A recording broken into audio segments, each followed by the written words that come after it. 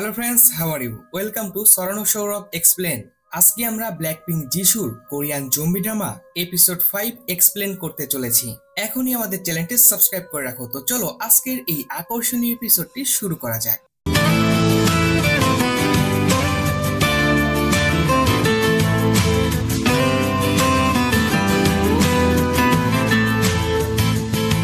এপিসোডের শুরুতেই আমরা দেখতে পাই সেই হেলিকপ্টারটি তাদের জন্য সাপ্লাই নিয়ে এসেছে। সকল সোলজাররা সেই হেলিকপ্টারে ল্যান্ড হওয়ার অপেক্ষা করছিল, কিন্তু তারা হেলিকপ্টারকে কিছু অস্বাভাবিক কাজ করতে দেখে। হেলিকপ্টারটি নির্দিষ্ট দিকে না এসে একদিক থেকে আরেক দিকে যাচ্ছিল। তখন সেখানে থাকা এক সোলজার হেলিকপ্টারের সাথে কানেকশন করার চেষ্টা করে, কিন্তু কোনো কানেকশনই করতে পারে না। এরপরে জিনহুক পেছন থেকে চলে আসে আর সেই হেলিকপ্টারকে ল্যান্ড করতে বাধা দেয়। ইনহুক তাদের সোলজারদের হেডকে হেলিকপ্টারের পিকটি জুম করে দেখায়। আসলে হেলিকপ্টারের ভেতরে থাকা সবাই অলরেডি জম্বি হয়ে গিয়েছিল। পরবর্তী সিনে আমরা জিনহুক আর জুকে দেখি তারা একটি বিয়ার শপে ঢুকে পড়ে, আর তাদের সাথে সেই ছেলেটিও চলে আসে। জু আর সেই ছেলেটি তারা আবারও ড্রিঙ্কস করতে শুরু করে দেয়। জিনহুক এটি দেখে বলে এরা দুইজন আবার শুরু করে দিয়েছে ড্রিঙ্কস করা। আর তখনই শপের বাইরে অনেকগুলো জম্বি চলে আসে, আর ঠিক তখনই সেখানে অ্যালেক্স চলে আসে আর সেই জম্বিগুলোকে আগুন দিয়ে পুড়িয়ে দেয়। জু আর সেই ছেলেটি শপের ভেতরে বসে থেকেই অ্যালেক্সের জম্বিদের আগুনে পোড়ানোর দৃশ্যগুলো উপভোগ করছিল। জুয়েরা এত এনজয় করছিল যে মনে হচ্ছে এটা একটি এন্টারটেনমেন্ট। এরপরে অ্যালেক্স তাদের শপের ভেতরে চলে আসে আর এসে দেখে বাইরে অনেকগুলো জম্বি আবারও চলে এসেছে। এরপরে তারা সকলেই বাইরে জম্বির দৃশ্যগুলো দেখছিল। এরপরে আমাদের দেখানো হয় সোলজারদের হেড সবাইকে পজিশন নিতে বলে আর তাদের সবাইকে হেলিকপ্টারকে শুট করার জন্য নির্দেশ দেয়। যখন সেই হেলিকপ্টারটি এমে আসে তখনই তারা সেই হেলিকপ্টারটি ধ্বংস করে দেয়। সেই হেলিকপ্টারটি ক্র্যাশ হয়ে নিচে পড়ে যায়। অবশেষে তারা সেই হেলিকপ্টারকে ল্যান্ড করতে দেয় না। এইদিকে জুয়েরা চারজনই সেই হেলিকপ্টারটি ধ্বংস হয়ে পড়ে যাওয়ার সিনটি দেখছিল, আর তারা টাওয়ারের অনেক কাছেই ছিল। এরপরে আমাদের দেখানো হয় সোলজারদের হেডের কাছে একটি কল এসেছে। সোলজারদের হেড এক অফিসারের সাথে কথা বলতে থাকে, যেখানে সেই অফিসারটি হেলিকপ্টারের ক্ষতিপূরণের কথা বলে। তখন সোলজারদের হেড বলে, আমাদের সকলের জীবনের থেকে কি আপনার কাছে হেলিকপ্টার বড় হয়ে গেল? অফিসার তখন বলে, তুমি আমার সাথে এইভাবে কথা বলতে পারো না, তুমি কার সাথে কথা বলছো জানো? তখন সোলজারদের হেড অফিসারের কাছে মাপ চেয়ে বলে, আমাদের এখানে প্রায় সব খাবারই শেষ, এখানে খাওয়ার জন্য পানিও শেষ হয়ে গেছে, আপনি অনুমতি দিলে আমরা সকলেই সুসাস স্টেশনে চলে আসব। কিন্তু অফিসার সেখানে আসতে মানা করে দেয় আর বলে, যেখানে আছো সেখানেই থাকো। আর অফিসারটি ফোন কেটে দেয়। আর এইদিকে ইউন চুপ করে সোলজারদের হেডের কথা শুনছিল। এরপরে সোলজারদের হেড সবাইকে অর্ডার দেয়, এখানে আর কোনো সাপ্লাই আসবে না, আমাদের সবাইকে এখন বাইরে যেতেই হবে, যে করেই হোক আমাদের এখান থেকে বের হতে হবে। তখন এক সোলজার বলে, আমাদের এখানে যতদিনের খাবার আছে ততদিন তো আমরা এখানে থাকতেই পারি, আর যদি খাবার না থাকে তাহলে তো আমরা কিছুদিন পানি খেয়েই কাটাতে পারবো। তখন সোলজারদের হেড বলে, আমাদের যতটুকু এনার্জি আছে এই এনার্জিকে কাজে লাগিয়ে আমাদের বাইরে বের হতে হবে। আর তখন সুজাং বলে, আমারও একটি গান দরকার। সোলজারদের হেড তখন সুজাং এর উপরে রেগে যায়। সুজাং তখন বলে, আপনি তো জানেন আমি ঠিকঠাক ভাবে গান চালাতে পারি। সোলজারদের হেড বলে, তুমি তো সিভিলিয়ান, তুমি কিভাবে গান চালাবে?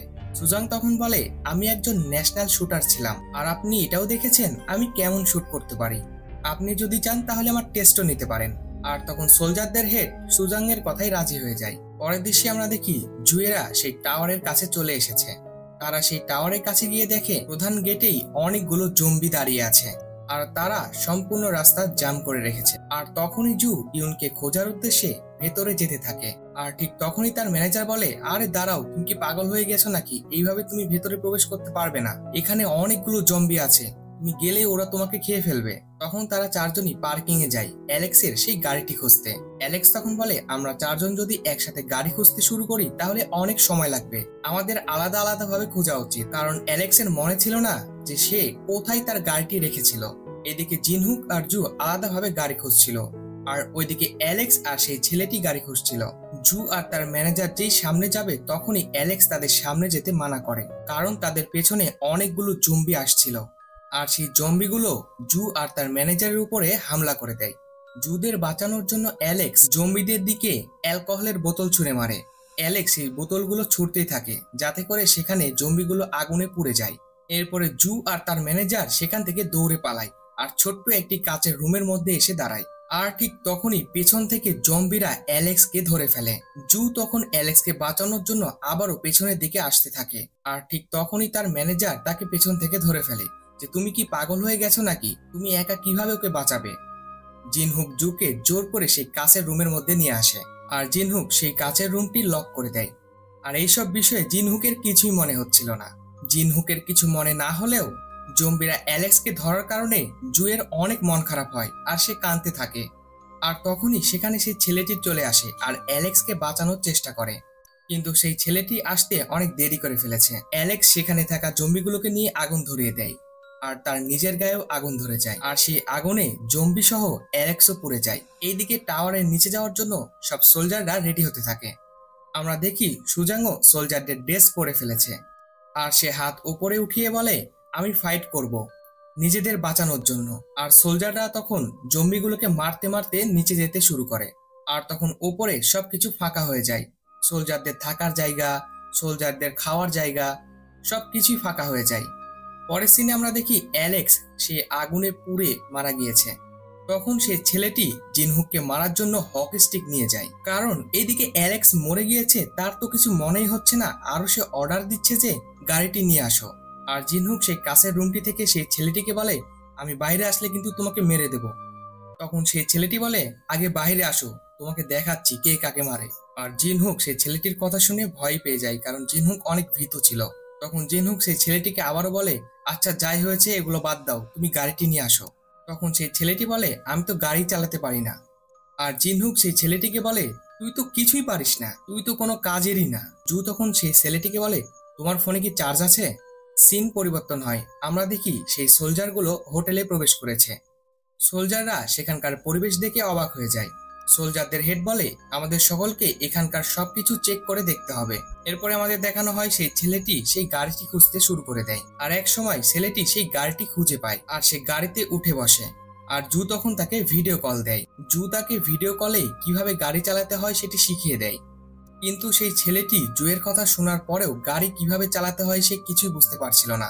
সেই ছেলেটি জুকে ভিডিও কলে বলে এখান থেকে বের হতে না হতেই তো আমাদের থেকে আবার লাইসেন্স চাবে, তাহলে আমরা কিভাবে দিব। আর তখন সেই ছেলেটি ভয়ে ভয়ে গাড়িটি চালু করে আর গাড়ি চালাতে শুরু করে। আর সেই ছেলেটি চিল্লাতে থাকে কেউ কিছু একটা করো, কেউ কিছু একটা করো। আর এইদিকে জিনহুকের কথা শুনে সেই কাচের রুমের বাইরে অনেকগুলো জম্বি চলে আসে। আস্তে আস্তে জম্বিরা সেই কাচের রুমটি চারিদিক থেকে ঘিরে ফেলতে শুরু করে। এরপরে সোলজাররা দেখে সামনের রাস্তা ক্লিয়ার। ইনহু আর ইউন ওয়াশরুম চেক করে আর সুজান কয়েকটি সোলজারের সাথে কিচেন রুমটি পরিদর্শন করে।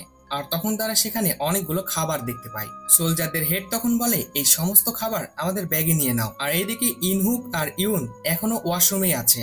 আর তখনই ইনহুকের ফোনে মেসেজ আসতে শুরু করে দেয়। ইনহুক তখন বলে আরে ফোনে তো নেটওয়ার্ক চলে এসেছে। ইউন তখন তাড়াতাড়ি করে তার ফোনটি বের করে জুকে ভিডিও কল করে। তখন তারা দুজনই ভিডিও কলে কথা বলে। জু ইউনকে বলে আমি টাওয়ারের নিচে কার পার্কিং এ আছি। এরপরে জু ইউনকে জিজ্ঞাসা করে তুমি কত নম্বর ফ্লোরে এবং কোন রুমে আছো, কিন্তু ইউন জুকে মিথ্যা কথা বলে। ইউন বলে আমি টাওয়ারে নেই, আমরা সুসো স্টেশনের দিকে চলে যাচ্ছি আর তোমারও সেখানে যাওয়া উচিত, কারণ সেখানে অনেক সোলজার আছে, তুমি সেখানে সেফ থাকবে। আর তখনই কলটি কেটে যায় আর ফোনটি বন্ধ হয়ে যায়। আর জুয়ের ফোন অফ থাকার কারণে সেই ছেলেটিও জুকে কল করতে পারে না। আর এইদিকে এক সোলজার জম্বির কারণে অনেক আতঙ্কে ছিল, সে সেই জম্বিগুলোকে মারতেই পারছিল না, কিন্তু তার সাথে থাকা সোলজাররা ঠিকই জম্বিদের মারছে। এরপরে ইনহুক আর ইউনও সেখানে চলে আসে। এরপরে আতঙ্কে থাকা সেই সোলজারটি তাদের বলে সব জম্বিদেরকে মেরে ফেলেছি।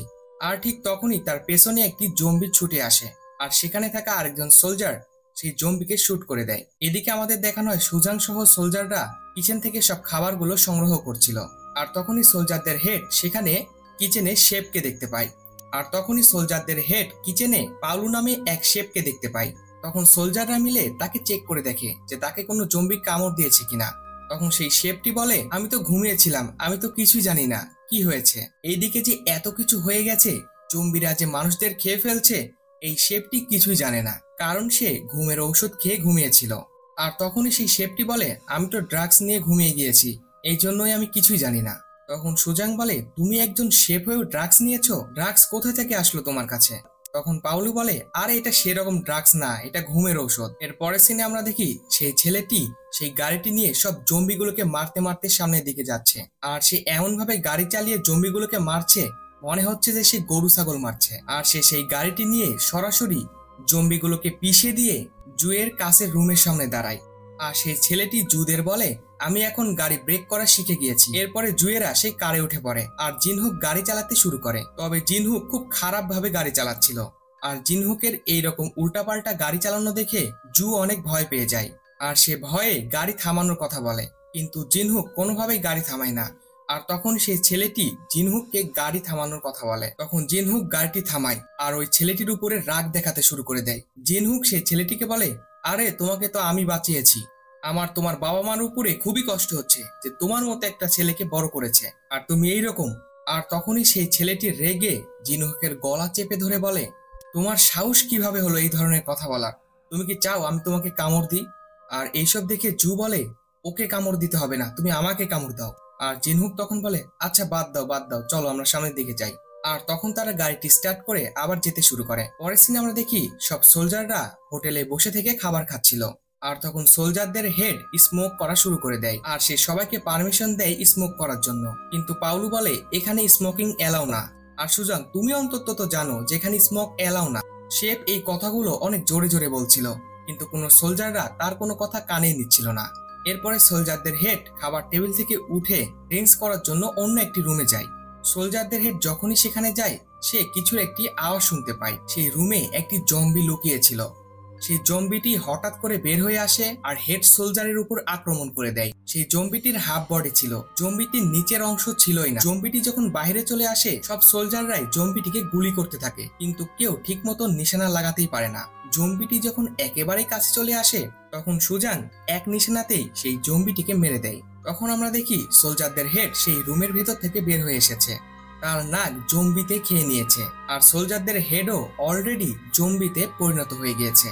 আর তখন এক সোলজার বন্দুক হাতে নিয়ে সামনের দিকে আসে। তখন আমরা দেখি সোলজারদের হেডের চোখ থেকে পানি পড়ছে। আর তখনই সোলজারদের হেড তাদের উপরে হামলা করতে আসে। সোলজারদের হেড জম্বি হয়ে যাওয়ার কারণে সোলজারদের হাতে আর কোনো উপায় না থাকায় সোলজারদের হেডকে মেরে দিতে হয়। আর সোলজারদের হেডকে মারার সময় তাদের সকলের চোখে পানি ছিল। পরে সিনে জিনহুক বলে, আমরা আগে হসপিটালে যাব আমার মাকে নিতে, তারপরে আমরা সুসো স্টেশন যাব। জু তখন বলে, হসপিটাল কেন, তোমার মা কি অসুস্থ? জিনহুক তখন জুকে বলে, আরে তুমি কি ভুলে গেছো, হসপিটালটাই তো আমার মায়ের। আর তখন সেই ছেলেটি বলে, আমাকে এখানে নামিয়ে দাও, কারণ তার বমি আসছিল। জিনহুক তখন বলে, তোমার নামা লাগবে না, তুমি ভেতরে বসে থাকো। কিন্তু ছেলেটি বলতে থাকে, আমি তোমাকে কিন্তু কামড় দেব, আমাকে এখনই নামিয়ে দাও। জিনহুক কোনো উপায় না পেয়ে গাড়িটি থামায় আর সেই ছেলেটিকে নামিয়ে দেয়। তখন সেই ছেলেটি জুকে বলে, তোমরা চলে যাও, আর আমাকে নিয়ে তোমাদের টেনশন করতে হবে না, আমার এখন বাসায় যেতে হবে আর পড়াশোনা করতে হবে। এখন পরিস্থিতি একটু খারাপ, কিন্তু কয়দিন পরে পরিস্থিতি আবার ভালো হয়ে যাবে। কিন্তু জু বলে, তুমি আমাদের সাথে হসপিটালে চলো, কারণ তোমার চিকিৎসার প্রয়োজন। তখন সেই ছেলেটি বলে, আরে তোমাদের চিন্তা করতে হবে না, আমার কিছুই হবে না। কিন্তু জু যাওয়ার সময় তার দিকে তাকিয়ে থাকে আর জুদের দেখে তো সেখানে থাকা সব জম্বিগুলো তাদের দিকে ছুটে আসছিল। কিন্তু সেই ছেলেটি তার সর্বোচ্চ শক্তি দিয়ে জম্বিগুলোকে আটকানোর চেষ্টা করছে। এরপরে জিনহুক গাড়ি নিয়ে সেখান থেকে চলে যায়। জু জিনহুককে বলে, ছেলেটি কি ঠিক হয়ে যাবে? জিনহুক তখন বলে, আমি জানি না। আর তখনই জুয়ের মন খারাপ হয়ে যায় আর বলে, আমি তোর নামটাও জানি না। তখন সেই ছেলেটি বলে, আমাদের আলাদা হয়ে যাওয়া উচিত, কারণ এখন থেকে আমাদের রাস্তা আলাদা। আর সে জম্বিগুলোর সাথে ফাইট করতে থাকে। জম্বিগুলো তাকে সেখান থেকে যেতেই দিচ্ছিল না। এখানে আমরা জানতে পারি সেই ছেলেটি আর অল্প কিছু সময়ের মধ্যে জম্বিতে পরিণত হবে, আর এটি সে বুঝতে পেরে গাড়ি থেকে নেমে যায়। আর এই জন্যই সে তাদের থেকে আলাদা হয়ে গেল। আর অবশেষে সেই ছেলেটিও জম্বিতে পরিণত হয়। এরপরে আমাদেরকে একজনের রক্তাক্ত চোখ দেখানো হয়। এটা কার চোখ হতে পারে? তাহলে কি অ্যালেক্স আবারও ড্রামাতে ফিরে আসছে? জানতে হলে এখনই আমাদের চ্যানেলটি সাবস্ক্রাইব করে রাখো। আর এই এপিসোডটি এখানে শেষ হয়ে যায়। ভিডিওটি ভালো লেগে থাকলে লাইক, কমেন্ট এবং শেয়ার করতে ভুলবে না। আর তুমি যদি আমাদের চ্যানেলে নতুন হয়ে থাকো তাহলে এখনই আমাদের চ্যানেলটি সাবস্ক্রাইব করে রাখো, যাতে পরবর্তী আকর্ষণীয় ভিডিও সবার আগে তোমার কাছে পৌঁছে যায়।